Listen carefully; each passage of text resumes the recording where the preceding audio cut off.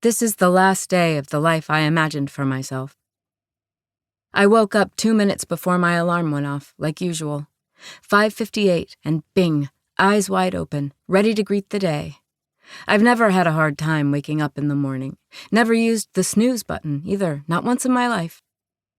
Sobriety helps. I don't drink. Discipline helps, too. I was born with spades of discipline. I'm practically overflowing with it, which is why I think I've never had that much trouble with anything in my life. Not motherhood, nor marriage, nor building a business, nor serving him. All of it appeared to me as a series of tasks to be accomplished each day at the right time in the correct chronological order. I know it's not that easy for other people, but it really is for me. That's why all those strangers liked me so much. That and the money. The money definitely helped, too. It was wintertime, January.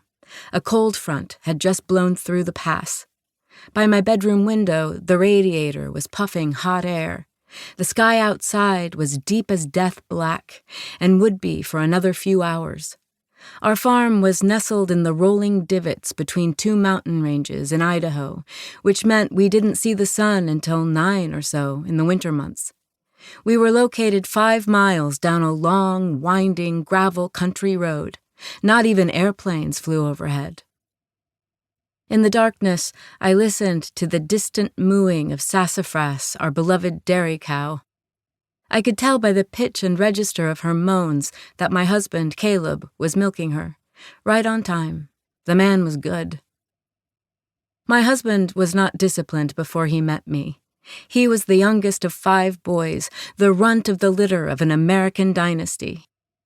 His father was the latest senator in a long line of U.S. senators, currently barreling through a presidential bid, 3rd time's the charm.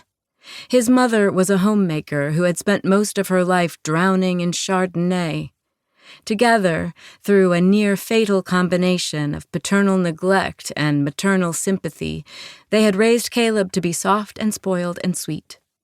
But the only thing more valuable than a person with God-given traits is a person who's willing to learn. And my husband, that man, had been willing to learn. And who was I? A flawless Christian woman. The manic, pixie American dream girl of this nation's deepest, darkest fantasies. The mother every woman wanted to be, and the wife every man wanted to come home to. Like a nun in a porno, it didn't make sense. But also, by God, it worked. My name is Natalie Heller Mills, and I was perfect at being alive. In the silences between Sassafras's near-human groans of pleasure, sometimes I joked online that my husband had a bovine mistress, haha. I could just hear the distant chicken coop chatter, that meditative bark, bark, bark, bark, bark that served as the white noise machine of our farm. I loved our chickens. They were as domesticated as dogs, as harmless as toddlers. Sometimes I went out to the coop just to sit with them. I liked to stroke their silky necks, let them peck softly at the feed in my cupped palms. We'd be killing them soon. In the darkness, my mouth watered. I'd been yearning lately for fresh bone broth.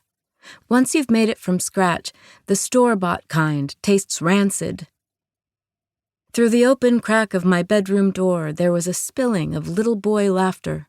The children were down the hall, having breakfast. I closed my eyes, felt the rhythms of my house like a heartbeat. Nanny Louise, a godsend for our family, was at the stove making pancakes.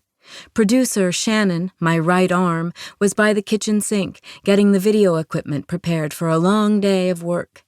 Stetson and Samuel, my darling young men, were sitting at the table, shoving and pulling one another in equally groggy measure. Clementine, my eldest, the girl who made me a mother, was at the head of the table, ignoring her brothers, reading a book. Nanny Amy, our second in command, was moving through the far corners of the house, waking up each of the littles, kissing sleepy eyelids, tugging my 2 toddlers gently forward into the day. She would bring one to the kitchen, hand her over to Nanny Louise, and go back to get the other, to keep listening to this audiobook. I've left you a link in the description so you can do it, at no cost thanks to Audible's 30-day free trial.